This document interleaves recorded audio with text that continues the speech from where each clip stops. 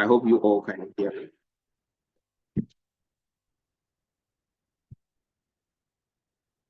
So it's nice to be here with you guys. My name is Basi Dominic. I'll be taking you guys on SQL classes, I think for the next few weeks. So I hope you guys are pumped, ready to learn and also get your hands dirty with some little work that's going to be coming in during the process of you learning. So if you guys are excited to be in class today, can I have some reactions?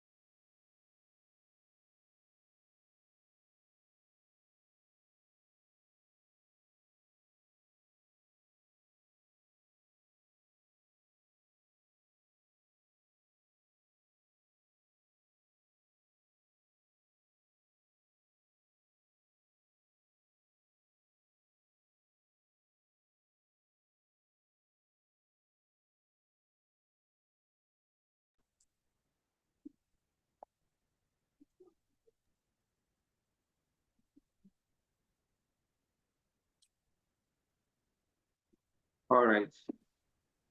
Okay. So let's dive into the class.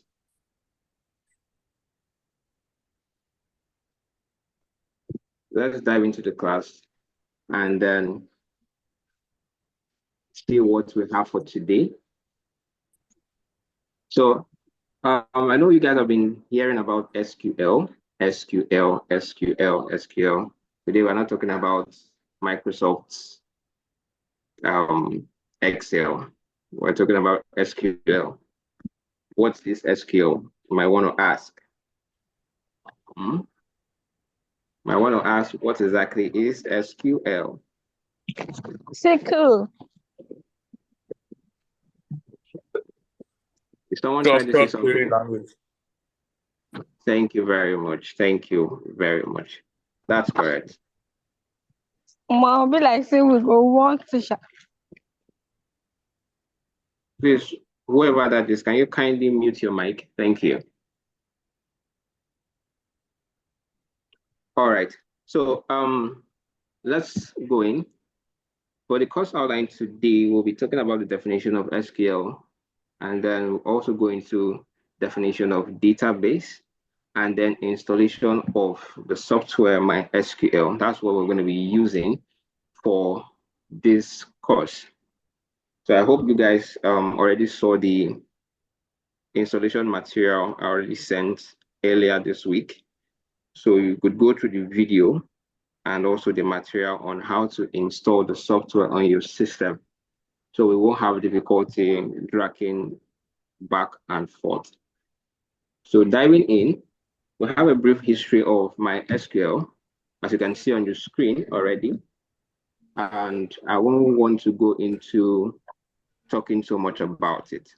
But in simple terms, we know that MySQL is actually like the number one most in-demand tool when it has to do with the data science field. Okay, like that's the tool that is working up to date till today when it has to do with data science, and then also it helps empowering databases for companies and other initiatives. So this is like the mother of that has given birth to many children. Okay, SQL has given birth to many children. MySQL that we even want to use now is like part of one of the grandchildren, okay, of SQL. All right. So we have Microsoft SQL Server and various other ones. We have Google BigQuery, etc. So SQL is actually the mother indeed. So just like one of our students answered, that SQL stands for structured query language. You can say that it was actually developed in the year 1970, like in the 1970s. Okay. And then it has lasted for a couple of years now. So it's not even a new language, not even a new thing that is coming into play. It has been in existence for that long. Okay. So as I was also trying to say, MySQL is one of the most popular SQL database that you can think about, apart from other grandchildren that has been established or given birth to by SQL. MySQL software is the most popular one. That's why we are diving into using it.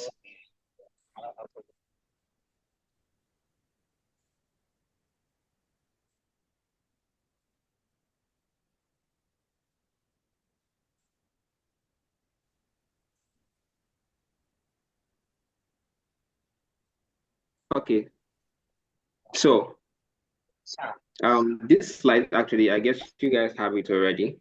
So I won't want to like go into talking too much about what is on the slide.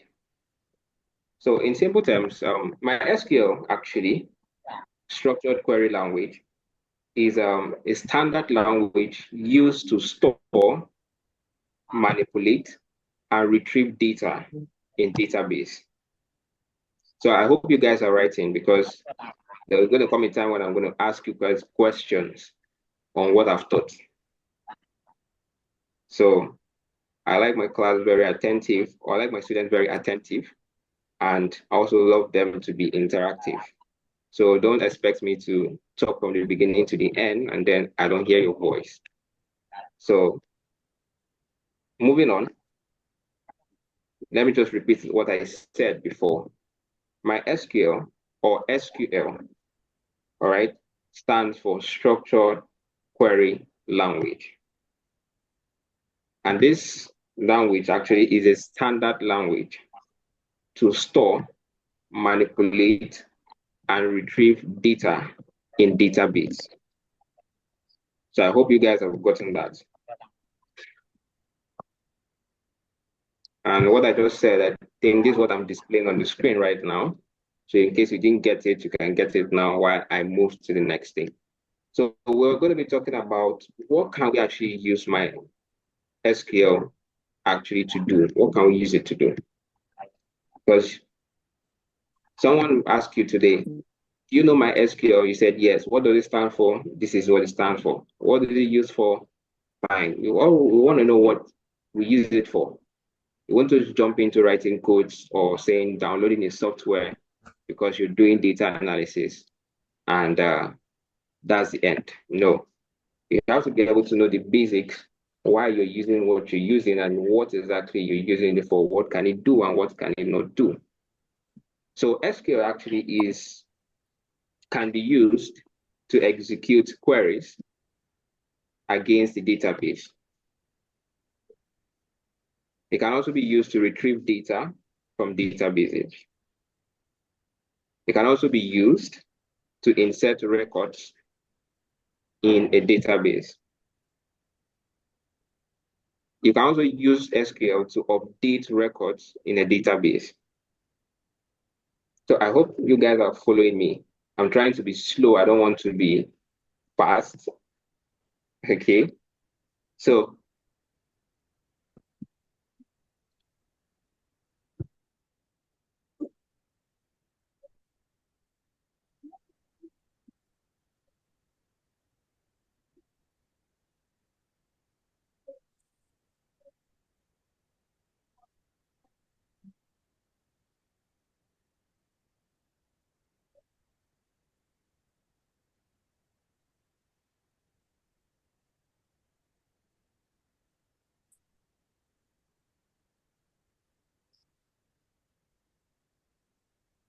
oh, sorry about that. I guess I was muted.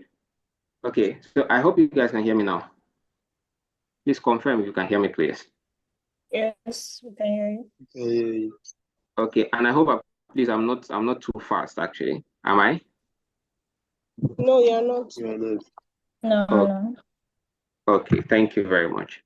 So as I was trying to say, SQL as can be used actually to execute queries against a database. You can use it to retrieve data from a database. You can also use it to insert records in a database. You can also use it to update records in a database, delete records, create new records, create new tables, etc.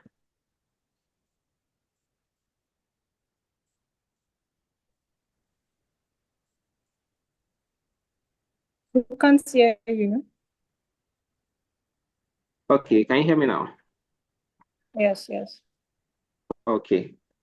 So as I was saying, those were actually what we can use SQL to do.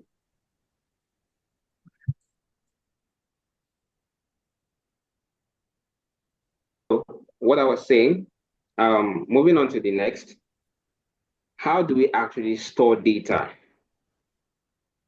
Because we've talked about, yeah, executing queries in a database.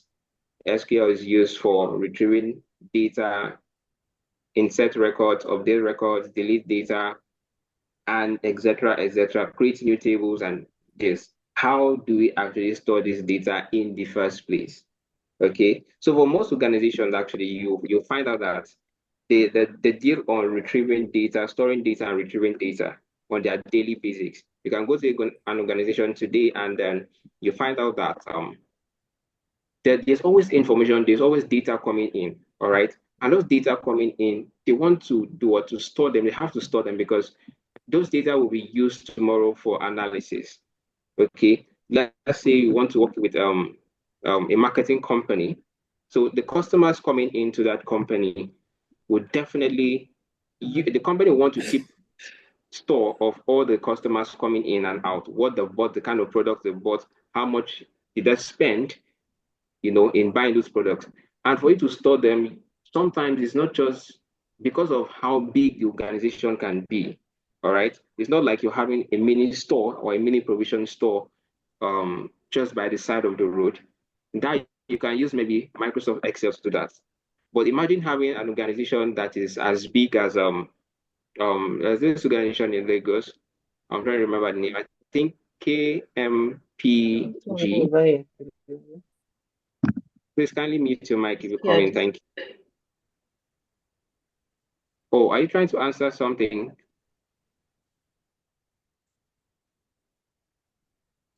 Please, if you want to say something, just kindly raise your electronic hand or you use the chat box. Thank you. So we won't clash. Okay. Yes, thank you. Thank you very much. KPMG, yes. So imagine you have an organization like that, as big as that. It's a very large place, okay, having multiple numbers of people coming in and out. And you want to keep records of all those people. How do you do that? That's where SQL comes in. You can't just use Excel alone to do that because of how bulky, how big the organization is. So you see the difference between storing data in SQL and storing data in um, Excel. All right. So both of them can be used to store data, but there's a difference. SQL is used to store big kind of data or big entries. Okay. We are used to manage big entries, big records. All right. For big organizations. So I hope I have set that clear. All right. So based on how data is stored, we can store data broadly classifying them as structured or unstructured data. And I don't know, but I think you guys at this point, I'm having the feeling that you should know what structured and unstructured data should be. And I would like to test someone's knowledge. So can I have someone tell me what the difference between structured and unstructured data? A quick one. If you want to speak, just raise your hand. Okay, Ekene Joan. Good evening, everyone. Yeah, Can you good hear me? evening. Yeah, I can hear you. Okay, so The response to the question you asked, for structured data, there are data that are arranged in columns and rows, and while for unstructured data, they are not arranged in columns and rows, right? So this is just the basic difference between them. Perfect, perfect. Thank you very much. Thank you very much. That was lovely. So that means we're all in line. Thank you, guys. You're gonna really help me today. Okay, I won't have to, speak about a lot. So here we have big data and small data. Okay, and these are the difference between both. Okay, so we have small data. It describes a data set made up of specific metrics over a short, well-defined time period, while big data describe large, less specific data sets that covers a longer period of data, right? So this slide actually is, yes, it's one of the materials that you have already. So I just want to brush through it so we would be fast enough to go into practicals and all that. But I just want to brush through this so you could have the basics of the things I'm talking about. So you can also see that small data are usually organized and analyzed in spreadsheets, while large big data, they are actually usually kept in a database and queried, all right? So just like Kenneth Joan has spoken about the structured and unstructured data, okay? So you can see unstructured data refers to information that does not have a predefined format. But unlike the structured data, it fits neatly in rows and columns within database. And unstructured data, they lack specific format. You don't have a particular format for it. Okay. So, but in that same case now, I would like to ask, who can actually give me an example of unstructured data?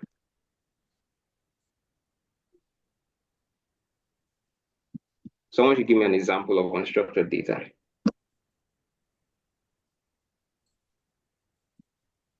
Social media post.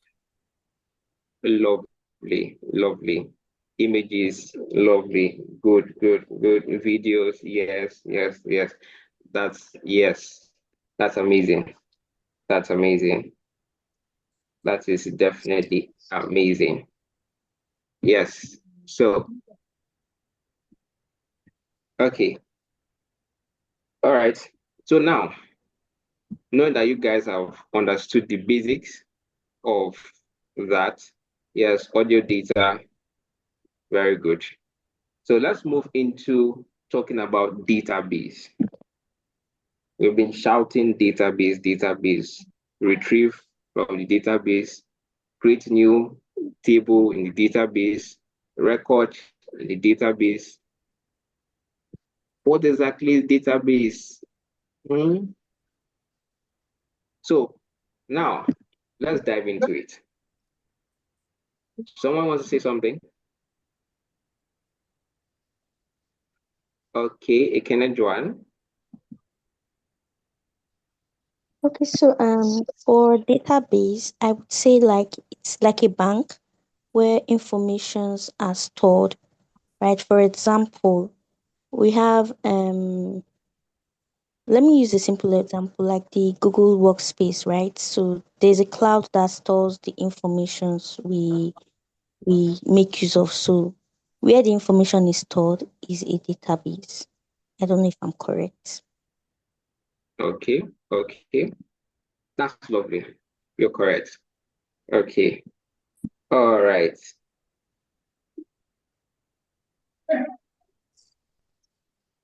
Okay, so let's dive into it. Database.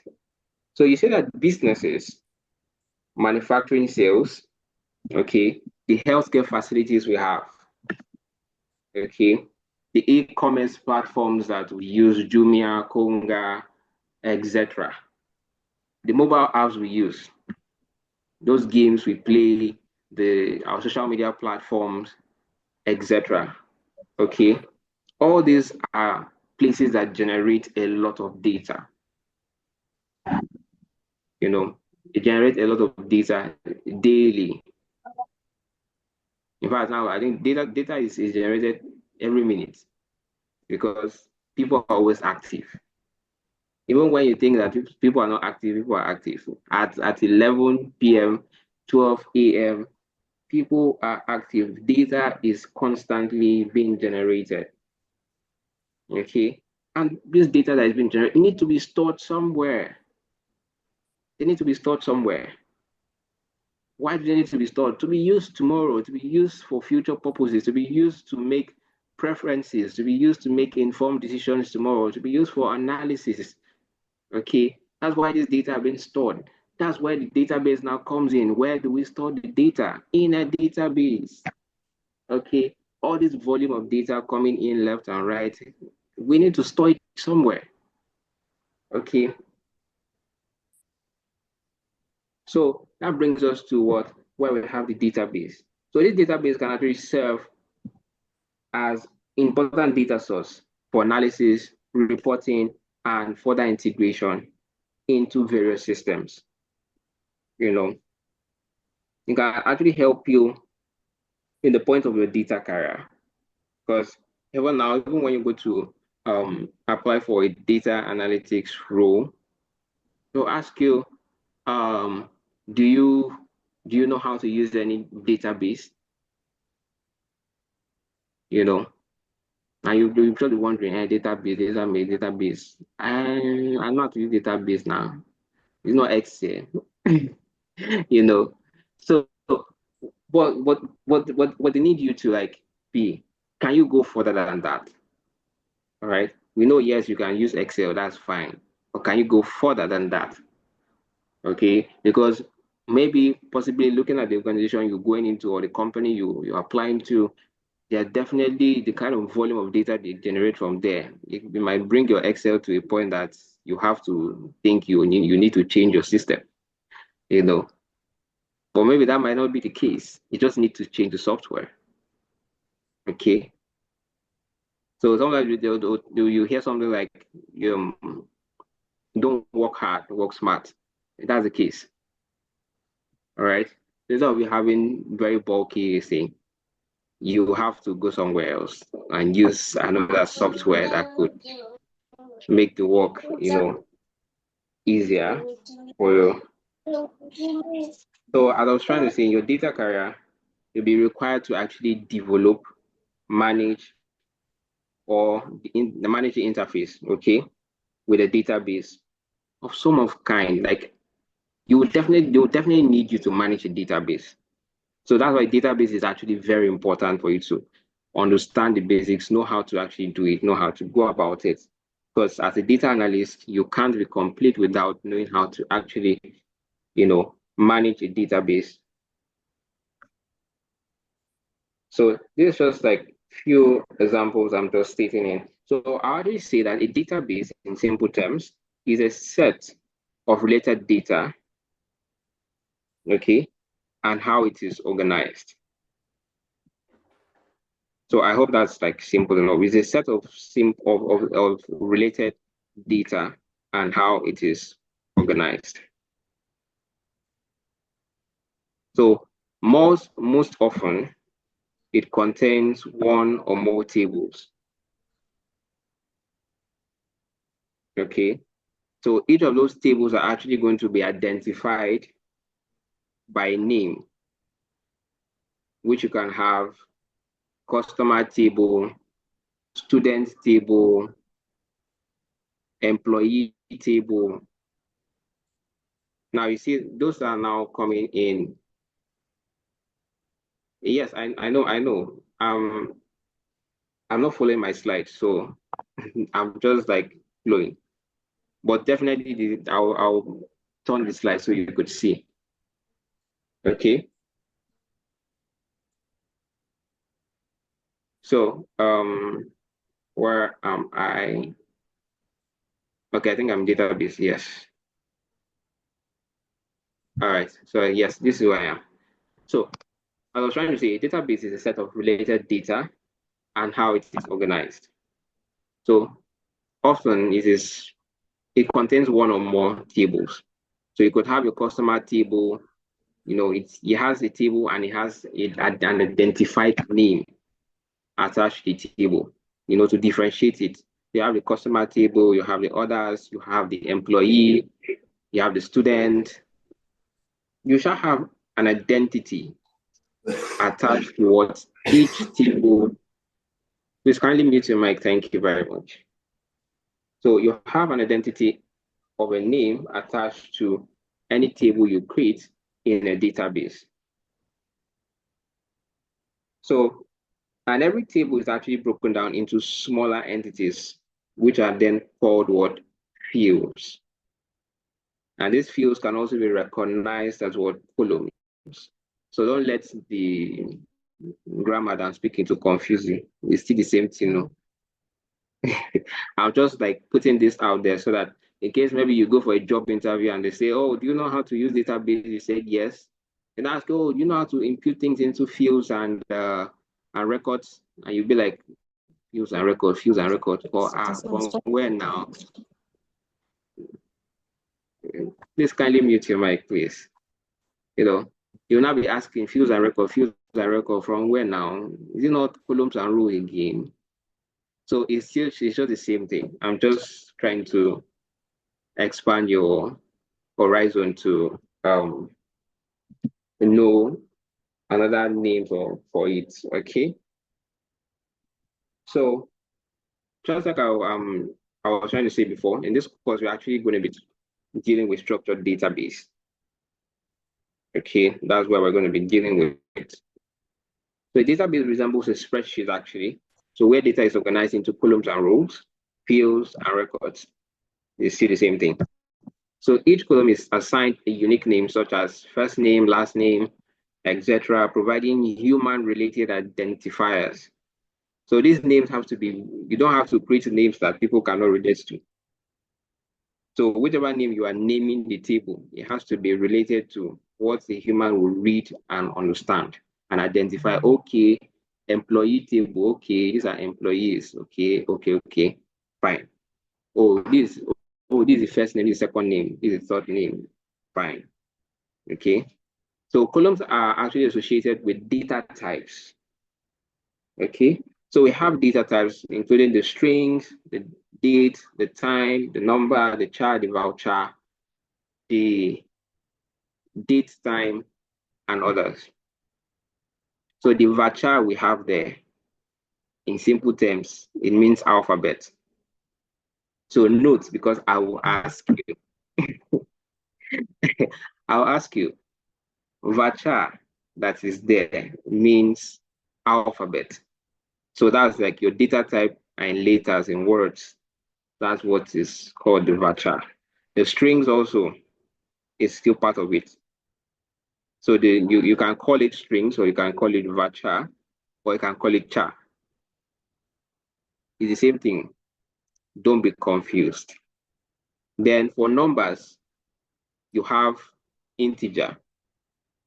So it's written as int, int.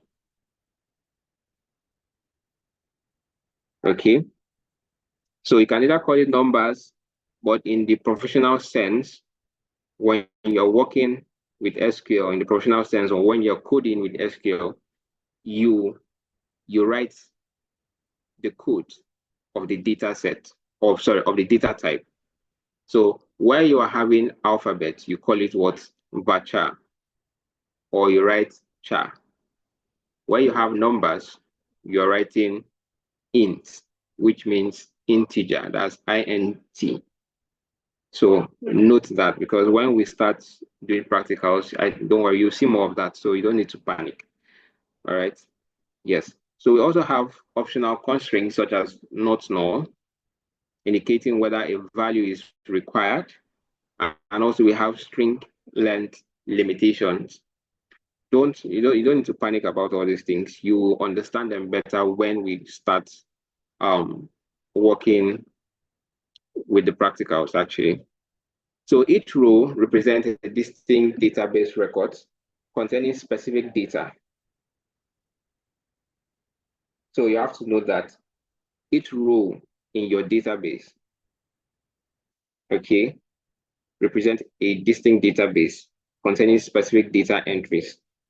So there's always a different entry going into different rows in your database. So you're not having similar things. So it doesn't build up to come out as duplicate. Okay. So we have different types of database.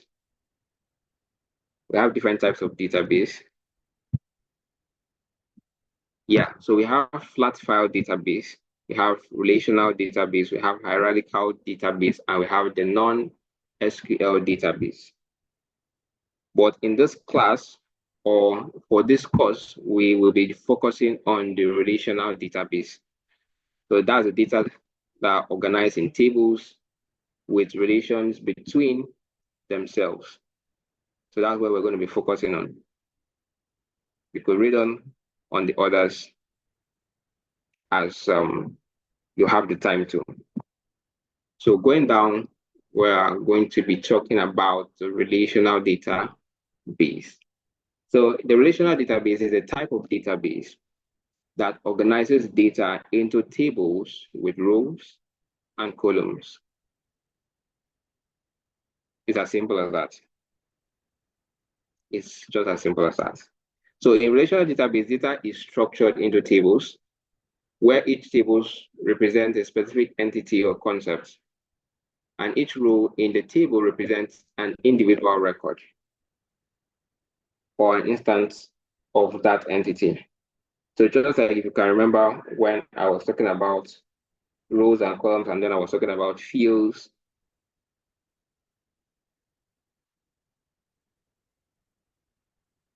And when I was talking about fields and records, this is it. So we are boiling down there. So I hope I'm not even confusing you guys. I'm trying my possible best to make this as simple as possible so you all can follow. That's why I am breaking these things down one after the other. Okay. So we can now see that the table in a relational data set or database, they are actually related to each other. And how are they related to each other? They always have primary keys and foreign keys. So every table you find in your database, imagine you are being given a database or you are being asked to create a new table or a new database. You always have to note this. There has to always be a relation between those databases. You cannot have, okay, for example, now you have, you're working with a marketing database company actually, and you are being asked to create a database for the company. In that case, in that scenario, first thing that should come to your mind is marketing. What does it involve? Buying, selling, products, services, customers. Okay. So in that kind of scenario, you see that customers, orders, products.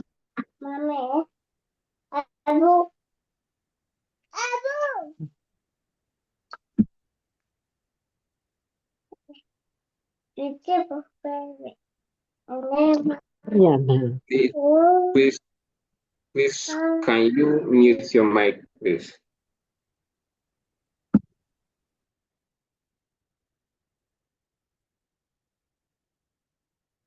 Thank you. So, as I was trying to say, I was trying to picture or give you an example or a scenario where you as a data analyst, you are being asked to create a database for a company, a marketing company. So the first thing that should come to your mind is, what's this company about? Marketing. What is marketing involved? Okay, you have buying, you have selling. So that means you have orders, you have products, you have services, you have customers, you have employees. So Now, I'm trying to explain the relational database, meaning that they are always related to each other through keys. You have to always see that there has to be a relation between these tables you create. The table you're going to create, you're not going to create a table that is going to be customer, order, product, and all at the same, all of them being on the same table. You can do that. But in a database format, you can create them separately and then link them up to each other. So you can have customer, all right? You can have customer, a customer column, or a customer table, where you have the customer details, you know, the name, first name, the last name, the phone number, the street, or the address, or the country, you know, which payment method did they, you know, the customer use, what product did the customer buy, you know, what was the ordering ID the person used. Maybe the person made the order through online, you know. Now, fine, that's good.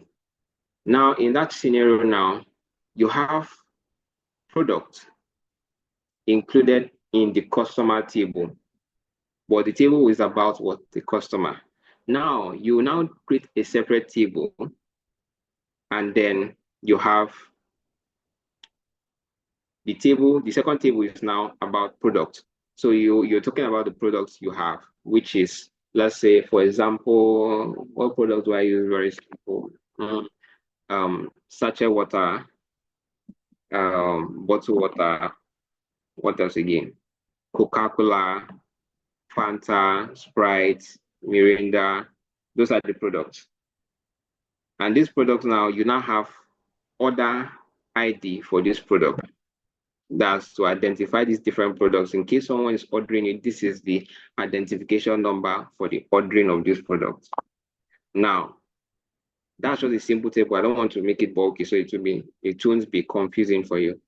Now, in the customer table we created before, this is just an imagination I'm putting in your head. So I don't know if you can follow me, but I'll give you a visualization version. In the customer, and I think let me just do it so that you won't. All right, so here it is. This is not what I was creating, but this is a sample. Now, as a primary key actually is a unique identifier, okay, that identifies each record in a table, while a foreign key establishes a relationship between tables by referencing the primary key. Now, how do I explain this? Now, can you see my mouse?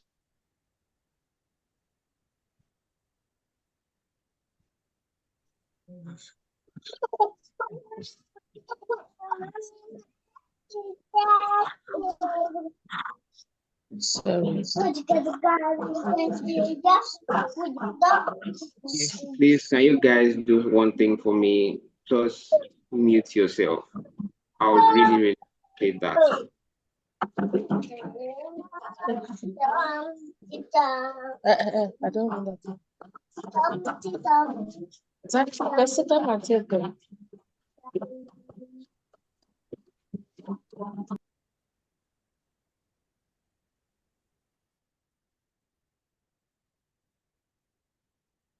All right. So I hope you all can see my mouse.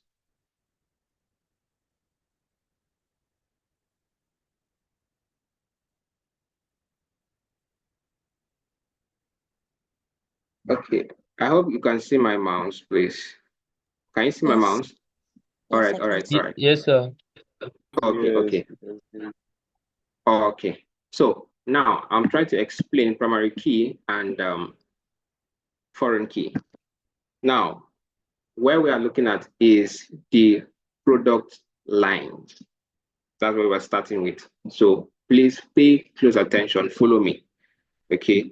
Because even those that are going to be learning Python, in fact, even those that are going to be learning Power BI, in fact, Power BI, you will need this.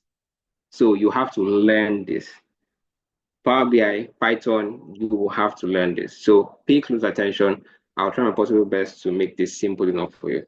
So now we're starting with product line. I'm trying to explain primary key and foreign key. Now in product line, we have product line. We have, these are columns, okay? These are names of the columns. The primary product line here is the name of the table. So this is the name of the table in the database. What you have inside here is the name of the columns in the table, in that database that you have created. Fine. So you have product line, you have text description, you have HTML description, you have image. That's the product line. Now, in this scenario now, your primary key is the product line. Why? Why is it called the primary key? It is the unique identifier of that record for that table. So the table is talking about product. It's talking about what? Product line.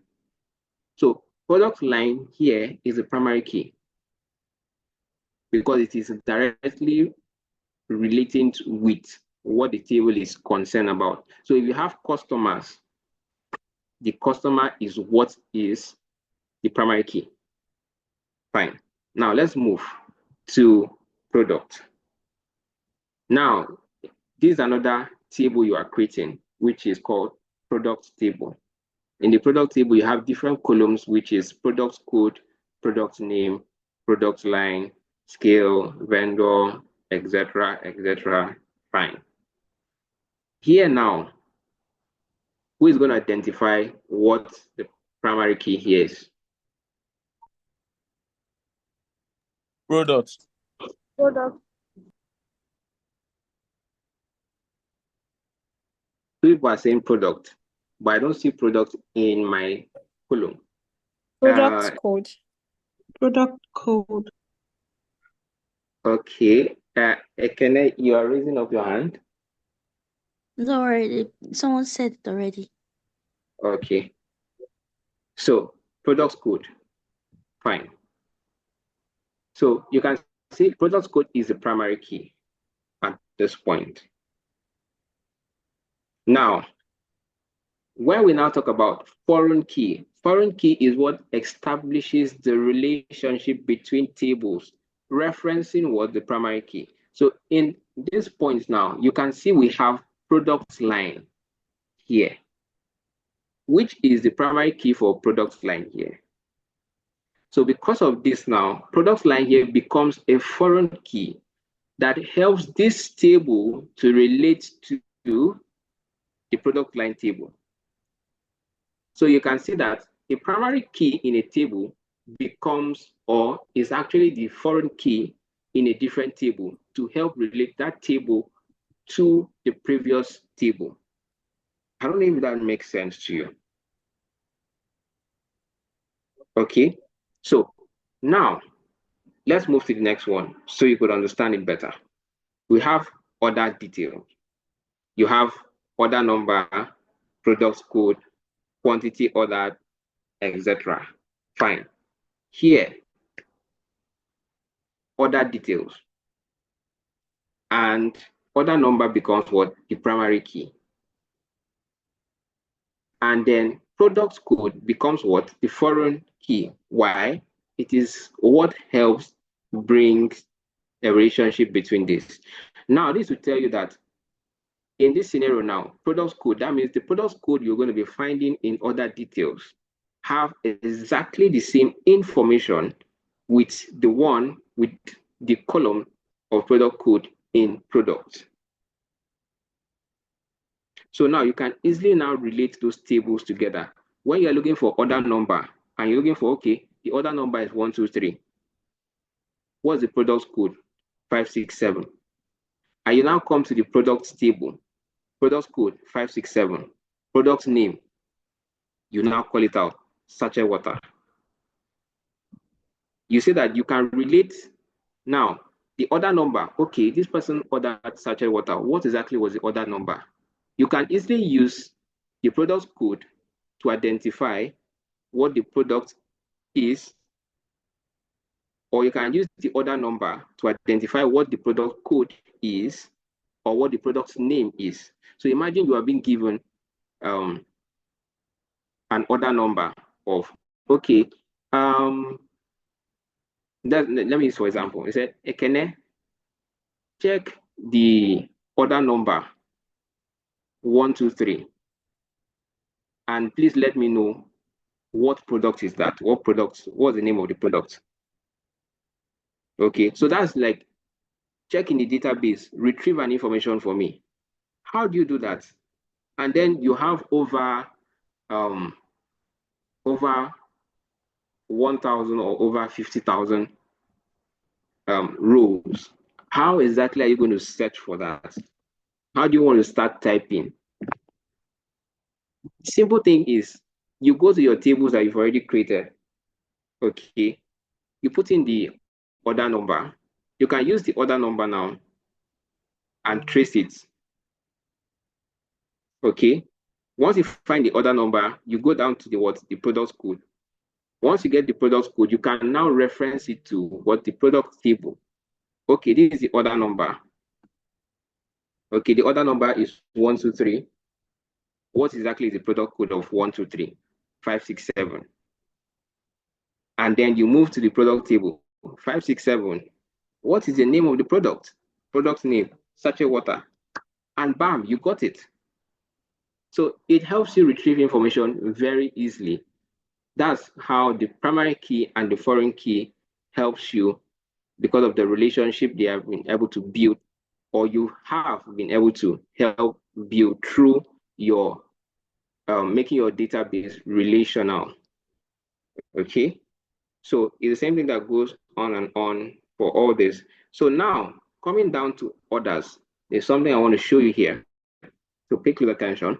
Coming down to orders, you have orders here. You have order number, you have order date, you have required date, you have shipped date, status, comment, etc. Now, I want to ask, what is the product key? Sorry, what is the primary key? And what is the foreign key?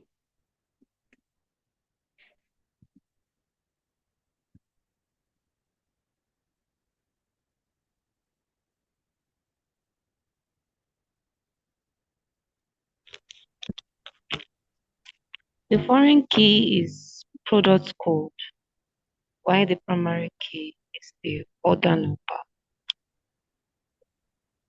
You said the foreign key is what? The product code, while the primary key is the order number. Okay, okay. Any other person? Okay, someone is asking what the question is. I'm asking, in the order table, this table here, this table you are seeing here, this order table, orders, where you have order number, order date, required date, ship date, etc. What is the primary key and what is the foreign key?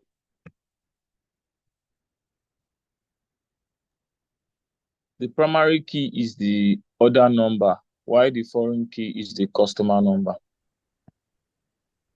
Okay. Any other person? I'll say the primary key is the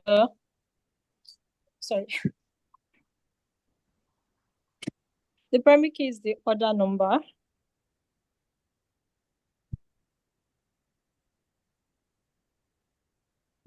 Okay, yeah, the primary key is the order number, and I had the foreign key is what?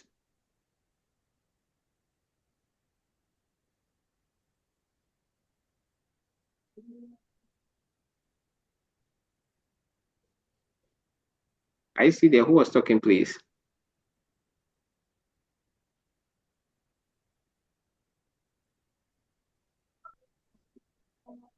Okay, Ekene, you can speak. Okay, so I would say that the foreign key on the orders table is the order number, and why the primary key is a customer number. No. No. Oh, okay. Somebody disagrees. Okay, okay, okay. If you disagree, let me hear you. Okay, Doris is saying order number and customer number. Okay, we are getting somewhere. I think I should give a prize for this one. Hmm. Good evening, sir. I'll say the order number is the foreign key, while the customer number is the primary. I don't know if we can Please, have sir, two what's the points. question? Okay, the question is actually in the order table. These orders, you can see not order details, orders. What exactly is the primary key and what is the foreign key in this table here? These orders, where you have order number, order date, required date, shipped date, status, comment, customer number. Yes. What exactly is the foreign key and the I primary think the key? order Okay, I think the primary the key. order number is the foreign key, while the customer number is the primary key. Okay. No, any other person? Last person to talk. Okay, in this orders table, the primary key, okay, the customer number is a foreign key because it's bringing out the primary key from this customers table. Then this order number is peculiar to us also order details, which is the primary key in order details. So it's serving as a primary key in orders and also as a foreign key. Sorry, can you just repeat yourself again?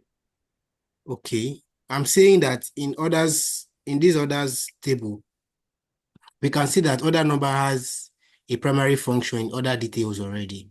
So here now, I'm thinking is acting as both primary key and as foreign key. And also there's another foreign key, which is customer number. So this table has two foreign keys and still repeating this foreign key order number is still its primary key. Okay. Please. Um sorry. Oga Solomon Abeg, are you here? Yes, I'm here, Mr. Dominic. Okay. Please can Opeyemi chat you up? Okay, please. Yes, Opeyemi, please chat him up. I owe you something. Okay. Okay. I'll see Thank someone you, else. sir. Okay. Okay. I'll see someone else here. Order number is both primary and foreign key. Oluwa Damilola. You can't second. You can't second. Don't worry. Just keep trying. I'll give you something again. Okay. So Opeyemi, that was nice. Every other person, you were also correct. Okay. You were also correct in what you said. Okay. Yes. Someone is asking a question. If it's actually a unique key. Yes, it is. It's definitely a unique key. All right. You have order number. Order number here is actually the primary key for this. It's actually a unique key for the order table. If you look at it closely, it is a unique key for the order table. But on the other note, is also a foreign key because why? It's relating with the order details table where you have the order number. Okay. So when you talk about orders, what exactly are you talking about?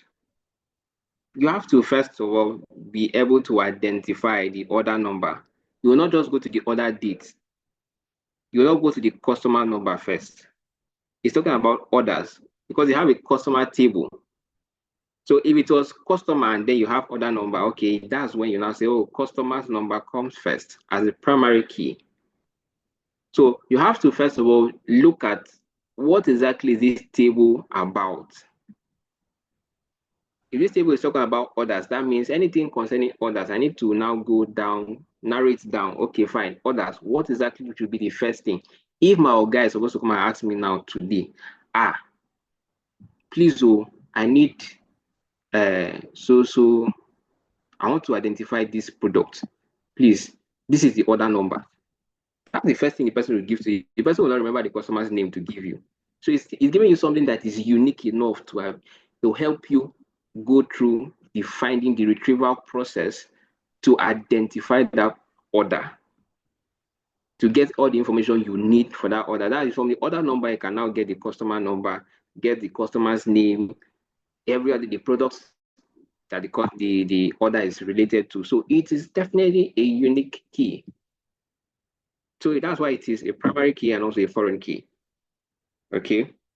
So I guess at that point I should okay, Kenna, you want to ask a question? Yeah, sure. I have a question.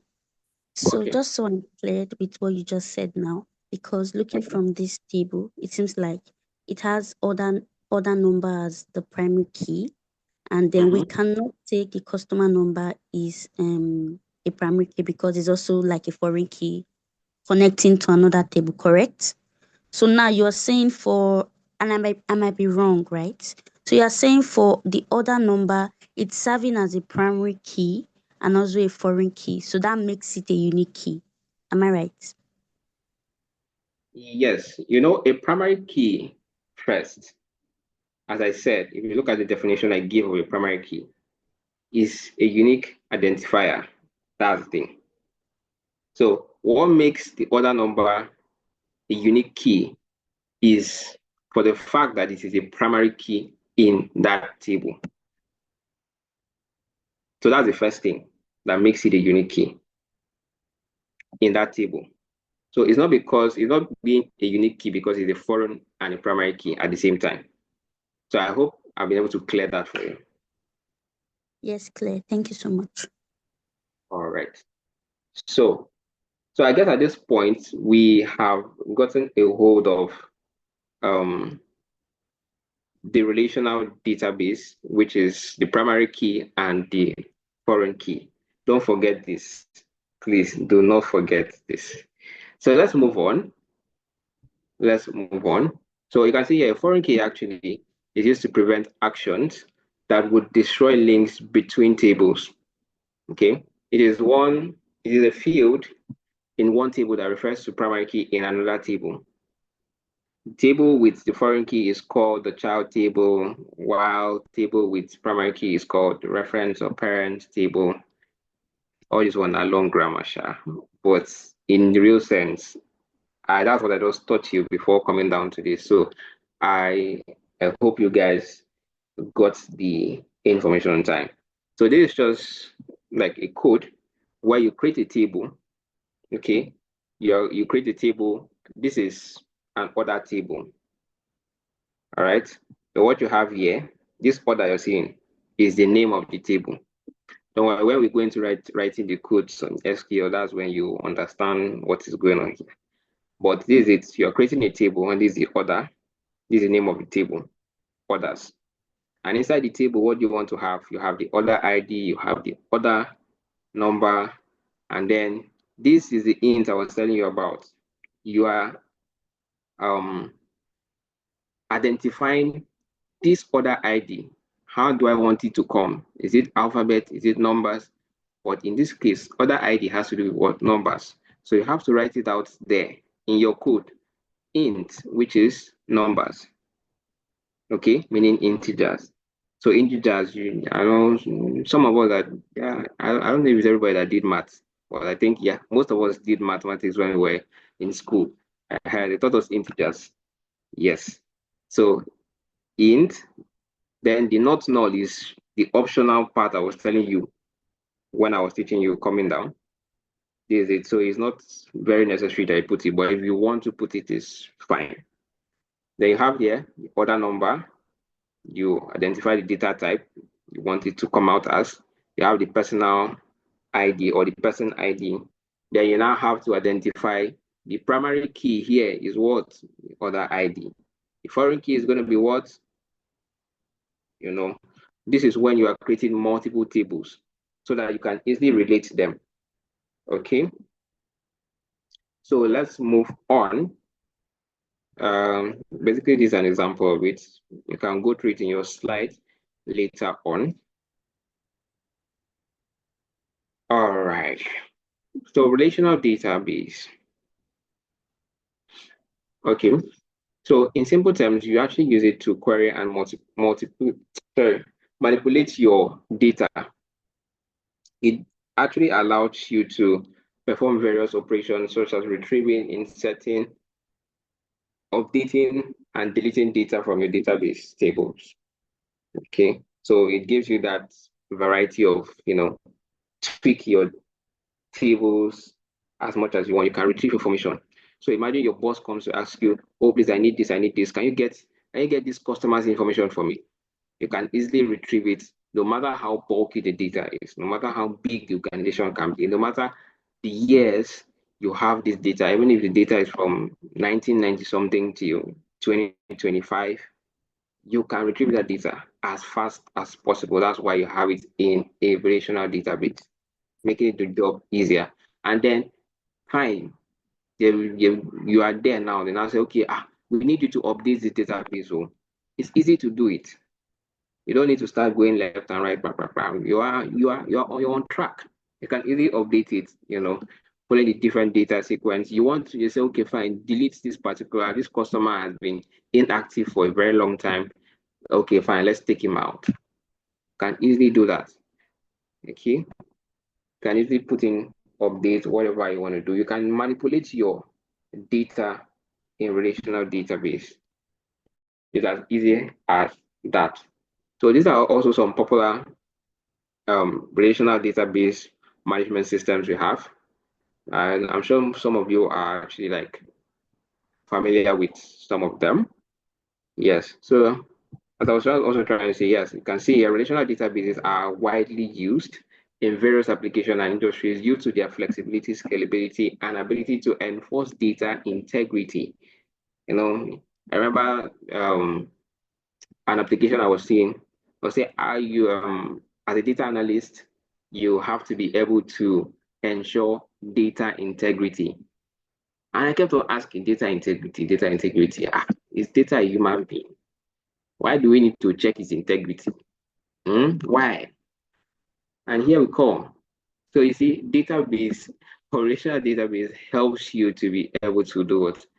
To enforce the integrity of the data, make the data clean enough, valid enough, that there are no errors left and right. You can easily relate the data and someone will look at it and shake his head and your boss will say, I'm proud of you.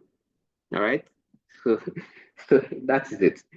Then I think we're going to be moving down into database management system.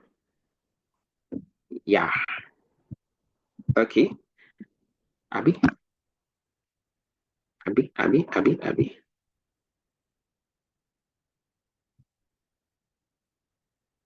I hope I'm not skipping something.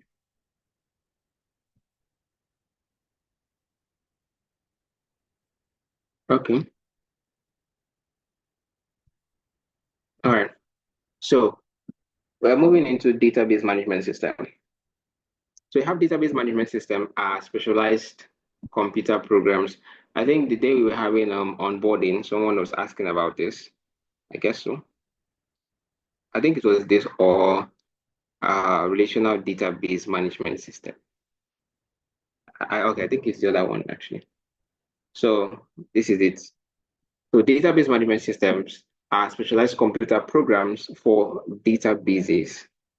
This is the abbreviation for it. So it's a system or system software for creating and managing databases. As you can see, MySQL is one of them, which you can use to create, protect, read, update, delete, and do all your data manipulations on it while trying to store the data for future purpose. And this is the second one I was trying to talk about. The relational database management system is actually a collection of programs and capabilities that enables IT teams to create, update, administer, and do every other thing you can tweak around with your data. In simple terms, yes. So now let's explore SQL commands. So please kindly note this in your notebook, because when we enter into practical, I will think that you know. Eh. So now, moving in. So these commands are actually like specific keywords or statements that developers use to manipulate data stored in relational database. It's like, yes, it's like Python, you're trying to code. Sometimes I used to say SQL is like Python, even though Python is advanced. Yeah, but SQL, you are coding. So tomorrow, if they ask you, do you know how to code? Say yes. Why? Are you doing Python? Say no, I did SQL. I can code. You know, feel fly that you can code. SQL helps you do that. So you can see these are like the commands you have in SQL. So you have, should I tell you guys this? Or I should give it as an assignment?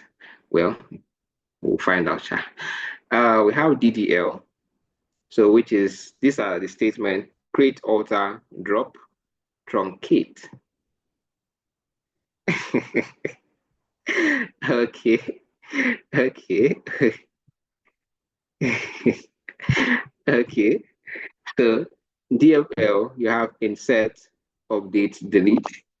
Then DCL, you have grant, revoke. TCL, you have commit, rollback, save point. DQL, you have select, the almighty select, because when you enter SQL, you just be select, you go. As you select, that's you selecting, So, yeah, SQL is actually fun though. But sorry, I don't want to break anybody's heart. I love Python more. Okay, so here we come. SQL attributes. So DDL, you saw there in the command. This is the full definition of it. Data definition language. Note it, because the day I will ask. Oh, okay. It's good. It's good that you love SQL more for now. For now. When just to share a brief story, when I started learning data analytics, you know, I know I was never intrigued. I even up to today I don't like Excel. I don't know. Not that is Excel is not hard. I can use it, but I just don't like it. It's just a very stressful application for me. It's just so stressful. Whoa. But you see Python, I sleep, I drink. In fact, that's my daily bread. So I wake up, I code Python. I prefer Python to anything. After Python is Power BI. uh Then you can now bring Excel. You can now bring Excel later on. And then now bring SQL. Even this SQL that is here, not too like Canada, but it did. So yes. But don't feel discouraged. Maybe you know Excel, you know SQL, you are a guru. So be proud of yourself, man. You don't have to carry all these softwares in your head before you feel like you've arrived. No, you can do better.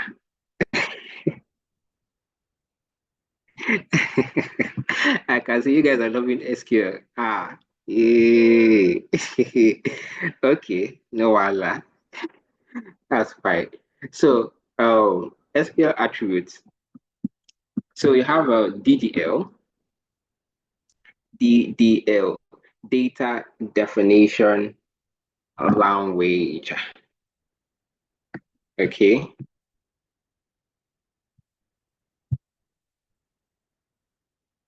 Okay, okay.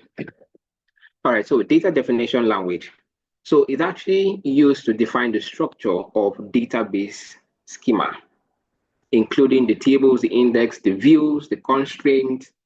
So you can see those optional constraints I was talking about, the not null, is there. The table, you want to define it, is there. The database schema, when you come into the database interface, I'll show you what is called a schema. The schema is where you have it's like a menu where you have what you've worked on, the, the name of your tables, the tables you've created, the things you've done. That's where it appears. It appears in the database schema. All right. Where you save it and all those things, you find it there. So your tables goes down there to the schema, etc.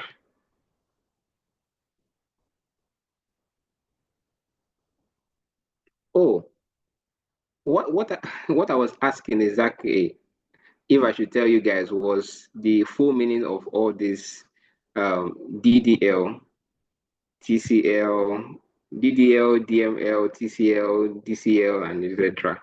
Yes, that's what I was asking. If I should tell you, I should just tell you to go and do the research by yourself. Yes, that was it.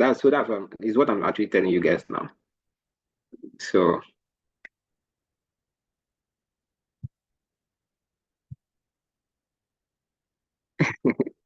okay, so I all right. So now you see the command, the common DCL commands actually include this: the create, the alter, the drop, the truncate. The create is actually used to create a new database object, such as the tables and etc.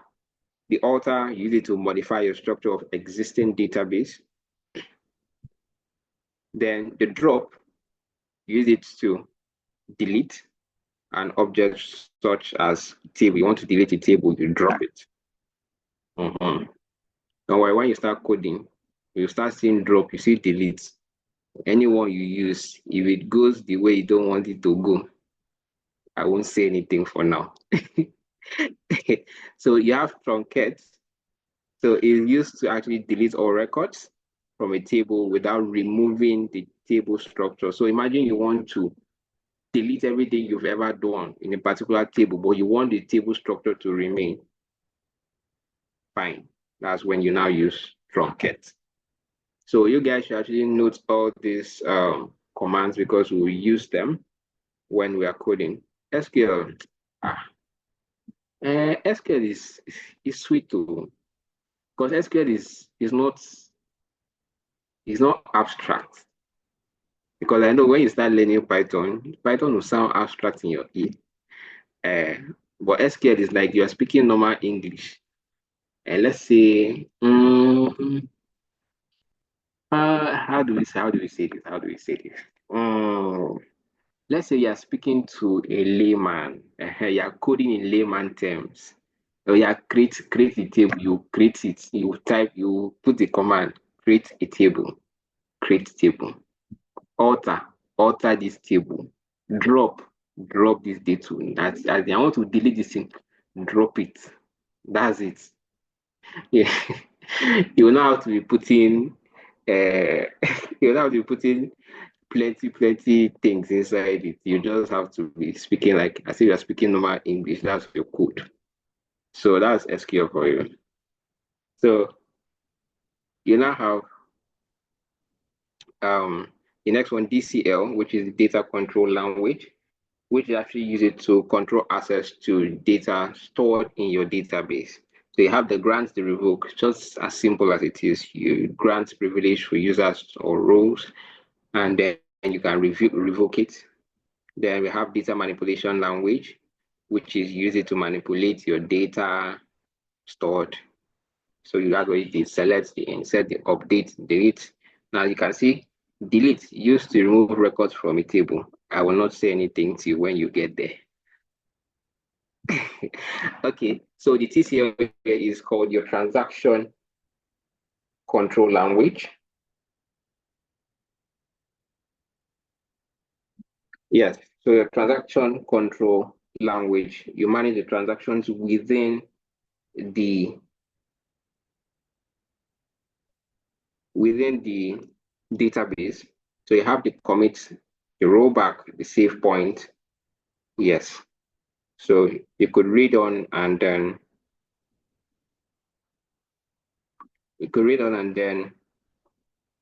follow up from there. So is there anyone I'm missing?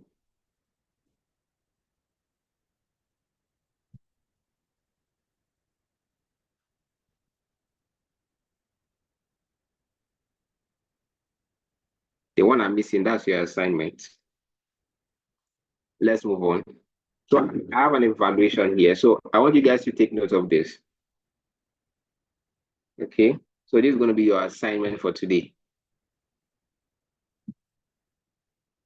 So you are adding this. You are adding this to the one I haven't mentioned.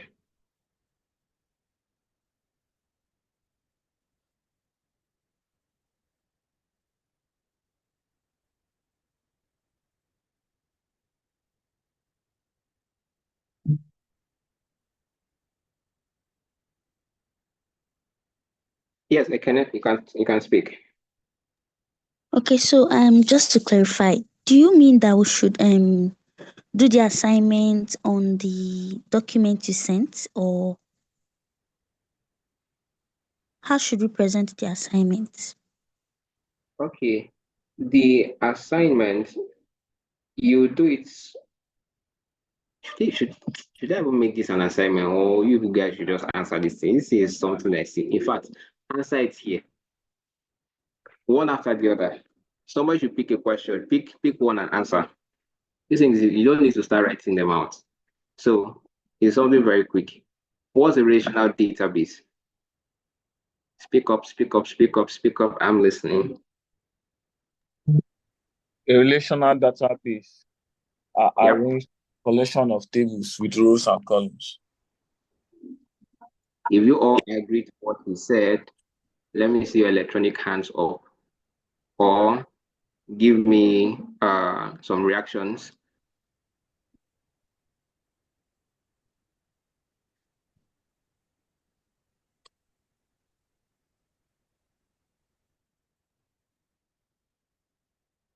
Or you have something alternative to say.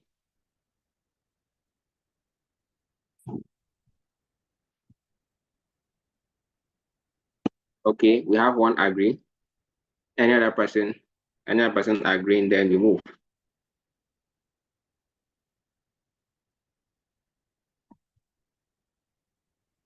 I'm waiting.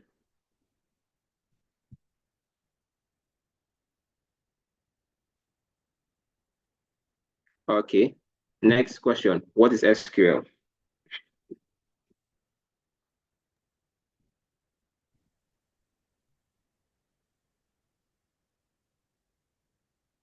SQL, Okay, go ahead. also known as structured query language, is a language that we can use to access database. So we can store, we can manipulate, we can delete and update data in the database. Okay, correct. That's right. Agree, good. Any other person agreeing to that, then we move.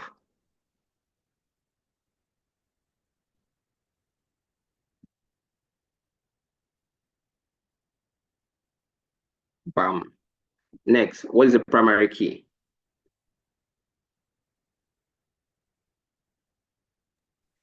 A primary key is a unique identifier of a column in a database. Okay, A column in database. Okay. Do we all agree to that? Two agreements and we move.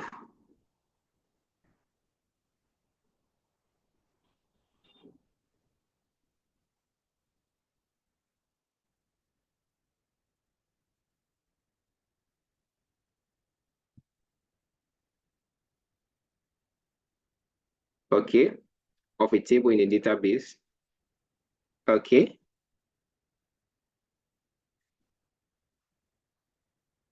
Okay.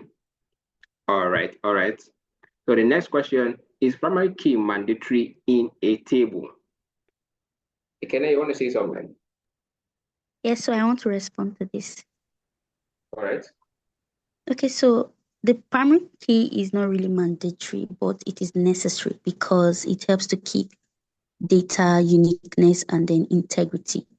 It is necessary for a relational database. So that's it. Okay. Do we all agree to this, or you have an alternative? Two agreements and final, or any disagreement can speak up. Okay. So we move to the next one. What is a surrogate key?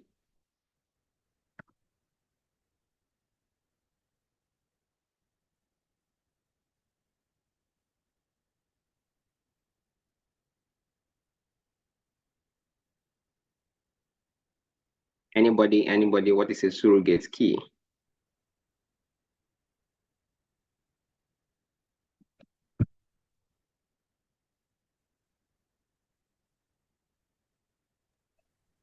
It is generated when a new record is inserted into a table automatically.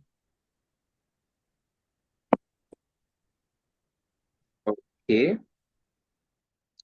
Do we all agree with that?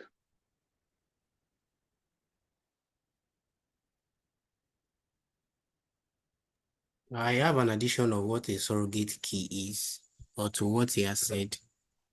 And the addition is that a surrogate key. Okay, I'm listening. Okay, a surrogate key is an artificial created primary key in the sense that we're trying to create a database now and we don't have like a product key, then we kind of form an index number for each row. For example, we create a numbering for that database, such as 1, 2, 3.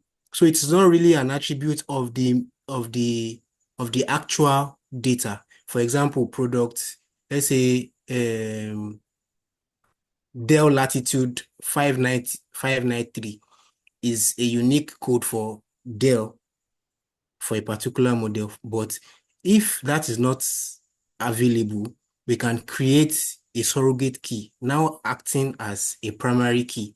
So it will now be, instead of Dell Latitude 57 something, now be maybe 001, 002, and it also creates automatic, I beg your pardon, increment with each new record.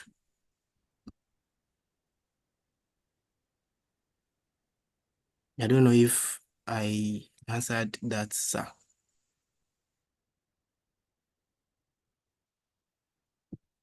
Okay. Okoyemi, you were actually breaking a little on my end, but I don't know if others got you.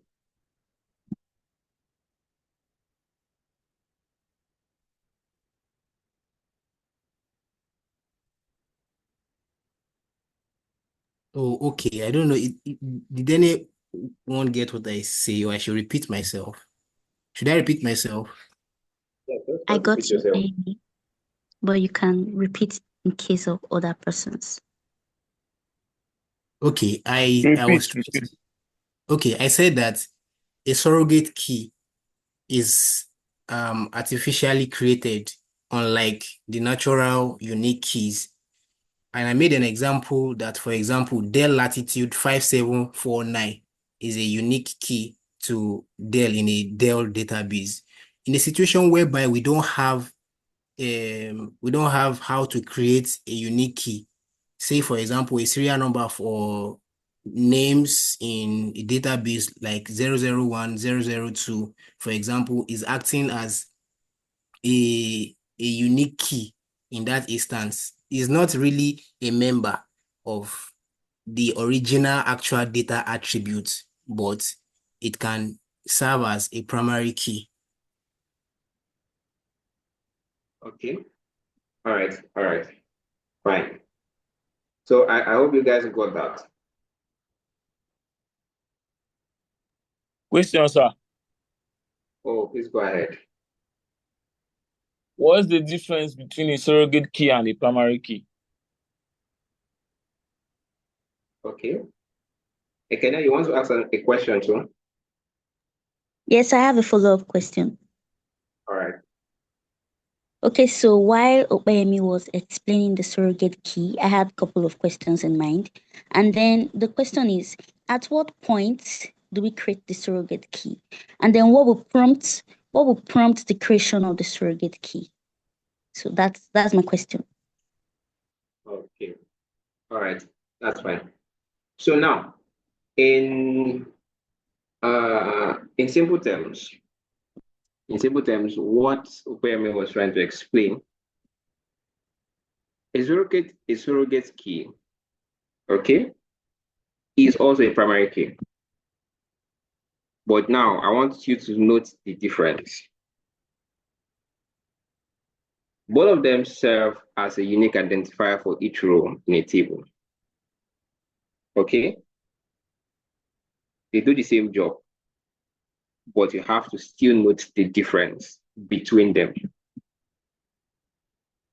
They have similarities. So a surrogate key can be called the primary key. But they have a difference between them. So now, primary key can contain numeric values as well as non-numeric values. But a surrogate key can only contain a numeric value. Just like Upeyemi was trying to explain, index number, only numbers 001, 002. You cannot have CA 001.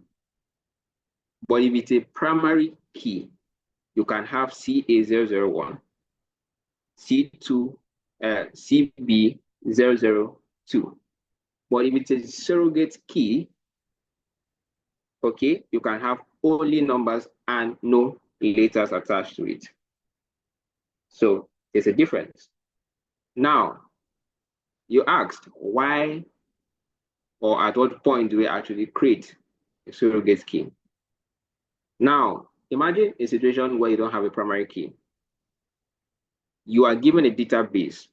You were not the one that created that database. And you need to relate that database to another table. Or sorry, you need to relate that table to another table. How do you do that?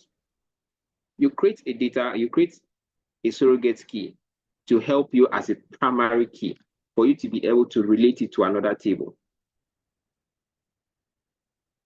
So that's why I said, once you are given a database or you're given a table, the first thing you need to do is look at the table.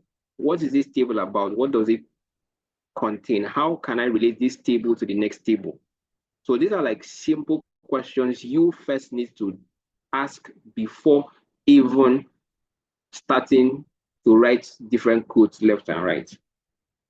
Because once you can answer this question, it helps you to move smoothly with your analysis or your storage of data in a database or retrieving a particular data from a database or manipulating any data you want to do. So a surrogate key comes in when you don't have a primary key. So I hope I've been able to answer your question. So it helps you it comes as a unique identifier for you and helps you to relate it with another table.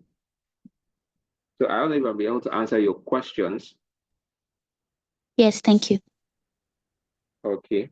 And then the other person that asked a question, I hope I've answered your question also.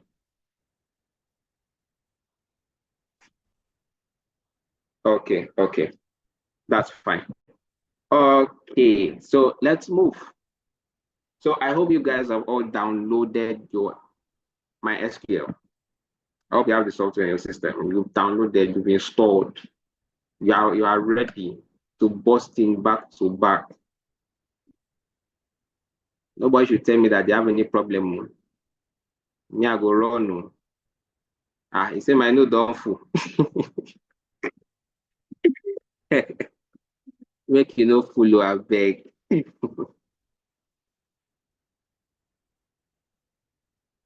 Uh, well, you see my SQL shell. Actually, what we're using is my SQL server. So all these things are inside one, okay? But you have to identify which of them you want to use. So it's not like it's not functional, but you select what you want to use. That's why I sent that video. While installing it, you select my SQL server. Okay. So you can't say they are different things. So it's just like what do I use as an example? Okay, it's just like saying you have a peanut. Uh-huh. Inside the peanut, there's a nut inside. So you can't take it out. It's the same thing. But that doesn't mean that you want to use my SQL server. That is the nut inside. So you can break it open and use it inside. So there's really not there's no difference. It's not the same thing. It's not also the different thing. So I don't know if it makes sense to you. That is Oluwadamilula. I hope I'll be able to answer your question though.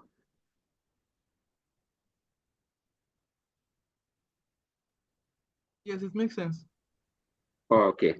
So I hope we have let me run. I'm not asking this question again. Okay. So now before we even go into practical, don't worry, you guys shouldn't be in a hurry. You enjoy you might remain there, you might not want to go anywhere again, but let's not rush into it. Okay. But this is just a little format, just a sample. When you're trying to import your database. So we have a database. I hope you guys have also seen that to download in the classroom. So we'll be using the real pass model. That's a sample database we are going to be using. Don't worry, I'll give you other database, but this is the sample database we're using for now, to experiment. So when we're importing it, this is actually simple. I don't want to go through all these things. But yes. So when you open your MySQL, I'll show you how to go about this, following this process to import your data, your database actually. So this is like you're an organization, or you go into an organization, or maybe you're freelancing as a freelance data analyst and you are being given a database. How do you import it into your MySQL? You don't just jump it inside, follow procedures. Yeah. So these are the formats. These are samples actually, which will actually go through them when we are doing the practicals.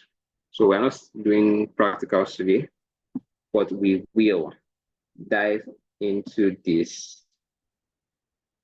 We'll dive into this. Okay.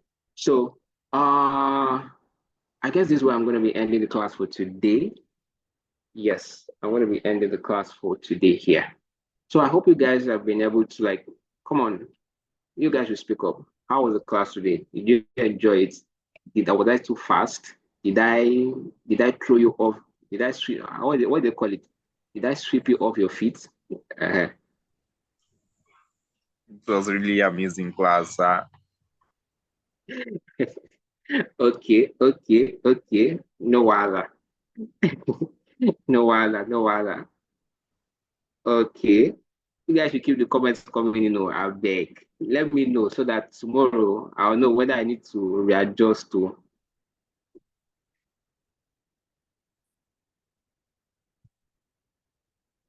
Yay. Ekene, I didn't have to, please. Maybe I still need you here. so that you can love my SQL. Okay, okay. Oh, Oluwadamilola, you are asking if you still need to download. Oh, you don't need to download it. It's actually part of the package you download from the site I sent to you. Okay, so just check, follow the video step by step. You'll see it. Where you are going to have to select this is actually inside when you're trying to do your installation of MySQL. That's when you have to select this part of MySQL server, what you want to use. So just follow the video little by little. I think it's like a 5-minute video. So follow it little by little, you will get it. So you don't need to like download anything different to bring down.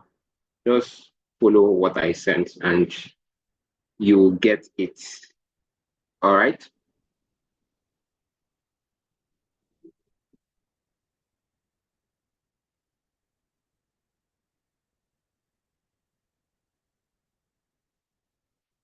Oh, Victoria. Oh, so sorry about that. So sorry about that. But don't worry. You got this. I'm here for you, okay? I'm here for you. We are in this together. You will follow it little by little and you will get there. You will be perfect in it. Don't worry. Hmm?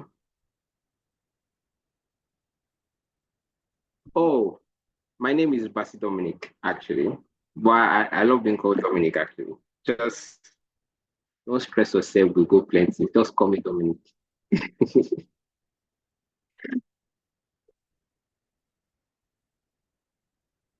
Okay, okay, okay, okay. All right. I love the energy. I love the energy coming in. I love the energy coming in. I love the energy coming in. So, um, we'll have another class tomorrow. We'll have another class tomorrow, same time, same station. So try to get your ticket on time. Make you not miss the bus. So you get the bus leave you for road. If you can't reach us for halfway, or if you take by keke anyone, shout us reach us where we did. Mm-hmm.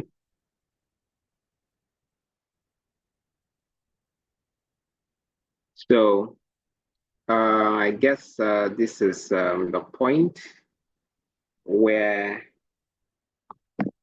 um, I should be handing over to Mr. Solomon. Ah, Faith, you go take flight. Flight cost now. Flight. Well, let's not talk too much because we want to go into flight tickets. Sometimes we might prefer to use Legady's Benz.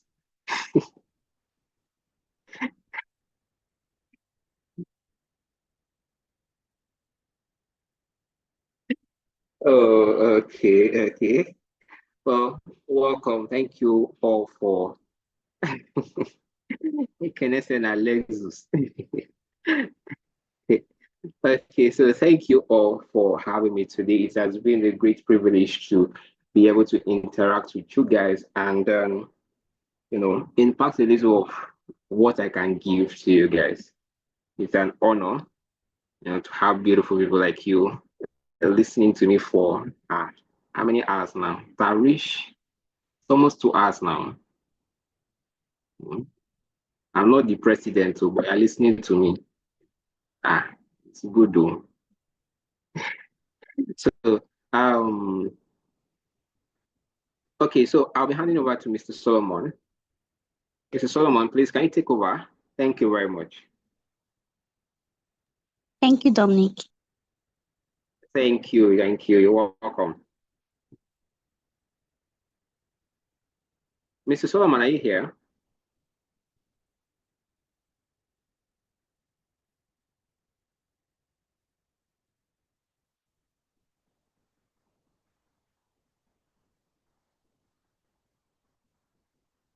Okay. Um,